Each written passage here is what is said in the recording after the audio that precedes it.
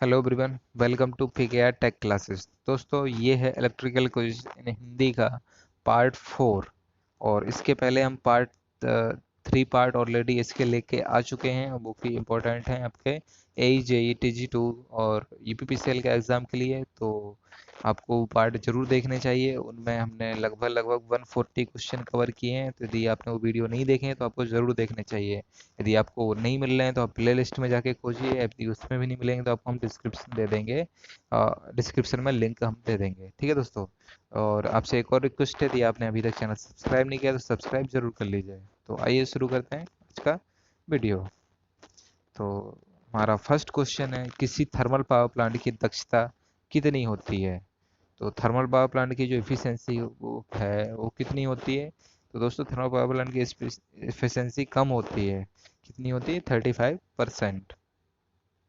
Next है, electric iron में soul plate पर ब्लिस्टर एक दोष है, इसका कारण बताइए।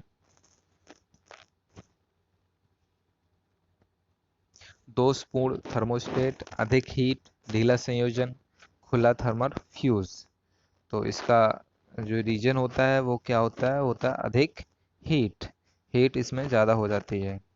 फिर थर्मल पावर प्लांट में कूलिंग टावर का प्रयोग गैस के लिए होता है। तो जो कूलिंग टावर होता है उसका यूज हम किस लिए करते हैं?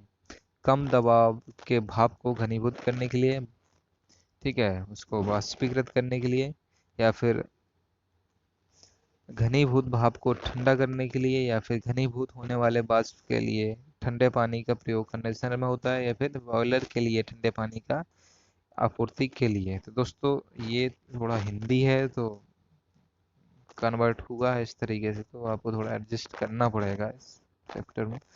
तो इसका सही आंसर है, घनीभूत होने वाले वाष्प के लिए ठंडे पानी का प्रयोग कंडेंसर में होता है।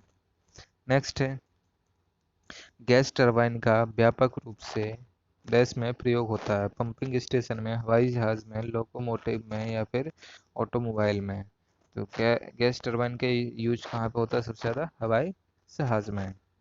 टेबल फैन बहुत धीमा चल रहा है, इसका कारण क्या है? वाइंडिंग खुली है, वोल्टेज कम मिल रहा है, बेरिंग खराब है, या फिर सप्लाई खराब है। तो दोस्तों, सप्लाई खराब होगा तो एकदम चलेगा ही नहीं। धीमा चल रहा है तो इसका कारण है वोल्टेज कम मिल रहा है इसको। निम्न में से कौन गैर पारंपरिक ऊर्जा का स्रोत नहीं है? ज्वारीय ऊर्जा, भूतापीय ऊर्जा, नाभिकीय ऊर्जा, पवन ऊर्जा। तो गैर पारंपरिक स्रोत कौन कौन से हैं? ज्वारीय ऊर्जा है, भूतापीय ऊर्जा है, और पवन ऊर्जा है। लेकिन ये नाभिकीय ऊर्जा है, ये गैर पारंपरिक स्रोत नहीं है। नेक्स्ट है, केल्विन की इकाई। केल्विन डैश की इकाई है? ऊर्जा की, तापमान की, जल की, जल गुणांक की। तो आप सभी जानते होंगे कि केल्विन किसकी इकाई है? तापमान की। ट्रांसफॉर्मर का पूर्ण लोड, फुल लोड लॉसेस कितना है? 1000 वाट है। तो हाफ लोड पर आयरन लॉसेस कितना होगा? तो दोस्तों, हाफ लोड पर भी आयरन लॉसेस कितना होगा इसका? ये होगा आपका 1000 वाट ही होगा। सिलिकॉन डायोड की डिप्लेशन लेयर के समांतर वोल्टेज कितना होता है? तो 0.3 वोल्ट होता है, 0.7 वोल्ट होता है, 1.5 वोल्ट होता है, फिर 3 वोल्ट होता है। तो ये होता है आपका 0.7 वोल्ट होता है, और जर्मेनियम के लिए होता है 0.3 वोल्ट होता है। बॉयलर की दक्षता बढ़ाने के लिए हम क्या प्रयोग करते हैं? इकोनोमाइजर, कंडेंसर, रेक्टिफायर, फिर में से कोई नहीं। तो बॉयलर की दक्षता बढ़ाने के लिए हम क्या यूज करते हैं? इकोनोमाइजर। नेक्स्ट है, निम्न में से कौन सा ऊर्जा स्रोत विद्युत शक्ति के उत्पादन हेतु प्रचलित है? सूर्य का प्रकाश, वायु प्रवाह, ज्वार भाटा, या फिर ये सभी। तो दोस्तों, विद्युत ऊर्जा हम इन सभी से प्राप्त कर सकते हैं और करते भी हैं।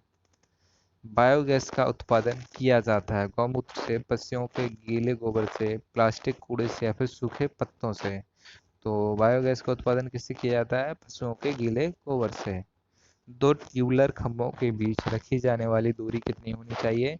40 to 50 meter, 50 to 80 meter, 60 to 100 meter, या फिर 100 to 300 मीटर। तो इसकी सही आंसर है इसका 50 to 80 मीटर।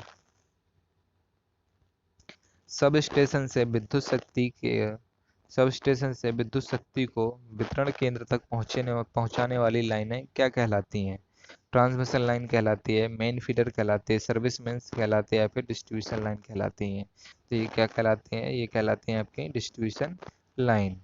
11 केवी लाइन की ऊंचाई सामान्यतः कितनी होती है? 6.096 मीटर, 5.486 मीटर, 4.982 मीटर, 7.082 मीटर। तो 11 केवी लाइन की ऊंचाई कितनी होती है? लगभग होती है, ये होती है 6.096 मीटर।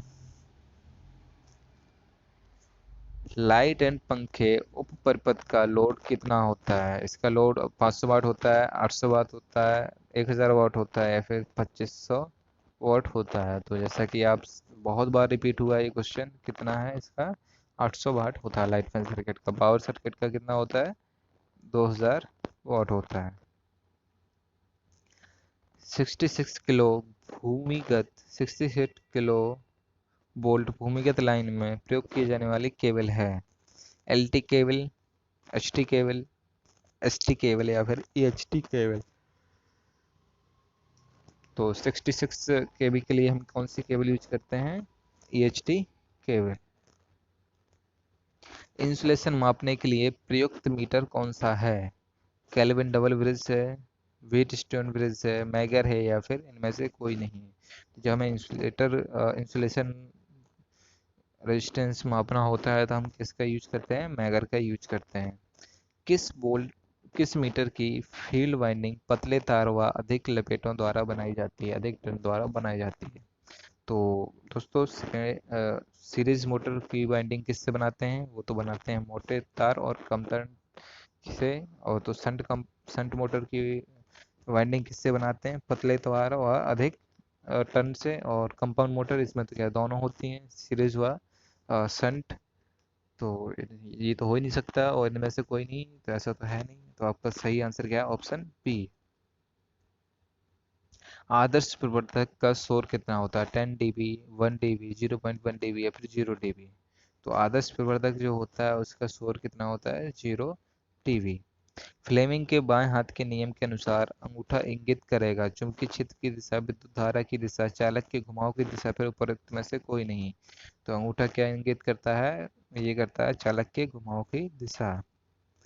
लघु परिपथ परीक्षण द्वारा डैश का मान ज्ञात किया जाता है। शॉर्ट सर्किट द्वारा हम क्या मान ज्ञात करते हैं? आयरन लॉसेस ज्ञात करते हैं, कॉपर लॉसेस ज्ञात करते हैं, या फिर हम यांत्रिक हानि ज्ञात करते हैं, या फिर विद्युत हानि ज्ञात करते हैं। तो शॉर्ट सर्किट परीक्षण द्वारा हम क्या ज्ञात करते हैं? हम ज्ञात करते हैं कॉपर लॉसेस। ट्रांसफार्मर से क्वेश्चन है ये। नेक्स्ट है, किसी किस कारण से डीसी मोटर की ब्रश शटरिंग या हिसिंग की तरह आवाज निकालते हैं जब मोटर चालू है? तो अधिक लोड होता है, अपर्याप्त ब्रश तनाव होता है, कम्यूटेटर सेगमेंट शॉर्ट सर्किट होते हैं, या फिर गलत स्प्रिंग दबाव होता है? तो इसका सही आंसर है जब गलत स्प्रिंग दबाव होता है। दो बिंदुओं स्टार्टर किस प्रकार की मोटर को चालू करने के लिए उपयुक्त होता है? 2 पॉइंट स्टार्टर किस प्रकार की मोटर को चालू करने के लिए उपयुक्त होता है? शंट मोटर को, कंपाउंड मोटर को, केवल सीरीज मोटर को, या फिर उपयुक्त सभी को? तो ये किसके लिए यूज करते हैं हम? केवल सीरीज मोटर के लिए यूज करते हैं। नेक्स्ट है, निम्न निम्न के द्वारा ली गई माप अधिक यथार्थ होती है? किसके द्वारा माप जो ली जाती है वो अधिक ज़्यादा सही होती है? Moving iron instrument, moving coil instrument, attraction type instrument, या फिर रिपल्सन टाइप इंस्ट्रूमेंट? तो सही आंसर इसका मूविंग आयरन टाइप इंस्ट्रूमेंट। किसी वैद्युत परिपथ में वोल्टेज मापने के लिए वोल्ट मीटर को परिपथ के क्रम में संयोजित करना चाहिए, सरणी में, समांतर में, संयुक्त में, या फिर इनमें से कोई नहीं है? तो वोल्ट मीटर, जब हमें वोल्टेज मापना होता है तो वोल्ट मीटर को हम किस में लगाते हैं? पैरेलल में लगाते हैं। और अमीटर को किस में लगाते हैं? सीरीज में लगाते हैं। ठीक है। किस यंत्र का प्रयोग केवल डीसी सर्किटों की विद्युत शक्ति मापने के लिए प्रयोग किया जाता है? Single phase energy meter, three phase energy meter, फेरेंटी ampere घंटा मीटर, या फिर उपर्युक्त सभी? तो इसका सही आंसर है फेरेंटी एम्पीयर घंटा मीटर। यदि व्हीट स्टोन ब्रिज में P इक्वल टू क्या है? 20 है, Q इक्वल टू क्या है? 100 है, और S इक्वल टू 60 है, तो R का मान बताना है हमें। तो दोस्तों इसका फॉर्मूला क्या होता है, P upon Q equal to R upon S. R की वैल्यू बतानी है तो आएगा P into S upon Q. तो इससे आप सॉल्व कर लीजिए, 20 इंटू 60/100 तो कितना आ जाएगा, ये आ जाएगा 12 ओम। सही आंसर क्या हो जाएगा, 12 ओम। नेक्स्ट क्वेश्चन है, जब प्राथमिक और माध्यमिक वोल्टेज एक ही वाइंडिंग से प्राप्त हो रहे हैं तो उस ट्रांसफार्मर को क्या कहा जाता है, two winding transformer, auto transformer, ring type transformer या फिर आइसोलेशन ट्रांसफार्मर। तो जब एक ही वाइंडिंग से प्राप्त होते हैं तो उसको क्या बोलते हैं हम, ऑटो ट्रांसफार्मर। एकल चरण ट्रांसफार्मर के इनपुट पक्ष को क्या कहा जाता है, माध्यमिक पक्ष, मुख्य रूप पक्ष, उच्च वोल्टेज पक्ष, कम वोल्टेज पक्ष। तो इसको क्या बोलते हैं, मुख्य रूप पक्ष या फिर मेन वाइंडिंग, प्राइमरी वाइंडिंग। किसी सामग्री से किस सामग्री से ट्रांसफार्मर के कोर का निर्माण होता है, सिलिकॉन, लौह इस्पात, मृदु स्टील लोहा, कार्बन स्टील लोहा, पिग आयरन स्टील। तो ये किससे होता है ट्रांसफार्मर कोर का निर्माण, सिलिकॉन, लोहा, steel, silicon iron steel. Next है, छत के पंखे के बीच का रोटर यदि घूम रहा है तो कौन सा पंखा हो सकता है, बीसी, एसी, डीसी, एसडीएम। तो दोस्तों इसमें दो ऑप्शन तो बिल्कुल बेकार है, एसी या डीसी। तो ये होता है, यदि रोटर घूम रहा है तो ये क्या होगा, डीसी होगा। जब कॉपर व आयरन जंक्शन के थर्मोकपल को गर्म किया जाता है तब ठंडे सिरे से इलेक्ट्रॉन क्या होते हैं, कॉपर से आयरन की तरफ चलते हैं, किसी भी और नहीं चलते, आयरन से कॉपर की तरफ चलते हैं या फिर कॉपर से प्रोटॉन की ओर चलते हैं। तो जब हम इसको गर्म करते हैं तब क्या होता है कि कॉपर से आयरन की ओर चलते हैं। नेक्स्ट है, निम्न पदार्थों में किसका ताप कोफिशिएंट लगभग शून्य होता है, कार्बन का, आयरन का, मैग्नीन का या फिर सोना का। तो किसका होता है टेम्परेचर कोफिशिएंट शून्य, ये होता है मैग्नीन का। किस प्रकार का ऑसिलेटर संकेत जनरेटर में प्रयोग किया जाता है, crystal oscillator, कॉलपिट oscillator, Hartley oscillator या फिर रिलैक्सेशन ऑसिलेटर। ये कौन सा होता है, ये होता है आपका रिलैक्सेशन ऑसिलेटर। नेक्स्ट है, वर्कहासन के अनुसार फेज शिफ्ट का मान होता है अनंत, एक, शून्य, इनमें से कोई नहीं। तो फेज शिफ्ट का मान क्या होता है वर्कहासन के अनुसार, ये होता है शून्य। क्रिस्टल दोलित्र स्थिर आवृत्ति दोलित्र है, दृढ़ता के कारण, कंपन के कारण, निम्न क्यू के कारण या फिर उच्च क्यू के कारण। तो ये होता है हाई क्यू के कारण। क्रिस्टल दोलित्र में प्रयोग किया जाता है टैंक प्रतिरोध, पीजोइलेक्ट्रिक क्रिस्टल, आरसी परिपथ या फिर इनमें से कोई नहीं। तो इसके लिए हम क्या करते हैं, पीजो इलेक्ट्रिक क्रिस्टल प्रयोग करते हैं। नेक्स्ट है, हार्टले दोलित्र सामान्यतः किस में उपयोग किया जाता है, रेडियो रिसीवर में, रेडियो ट्रांसमीटर में, टीवी रिसीवर में, इनमें से किसी में नहीं। तो हार्टले दोलित्र सामान्यतः किस में प्रयोग किए जाते हैं, ये किए जाते हैं रेडियो ट्रांसमीटर में। तो दोस्तों ये थे 40 क्वेश्चन। आई होप ये वीडियो आपको पसंद आया होगा। यदि पसंद आया तो लाइक करिए, शेयर जरूर करिए, और दोस्तों चैनल आपने सब्सक्राइब नहीं है तो सब्सक्राइब कर लीजिए पीके टेक क्लासेस को। और नेक्स्ट पार्ट भी दोस्तों इसका आएगा, एक पार्ट और आएगा, उसके बाद हम देखेंगे इंग्लिश में क्वेश्चन एंड आंसर। ठीक है दोस्तों, तो मिलते हैं नेक्स्ट वीडियो में। Thank you for watching.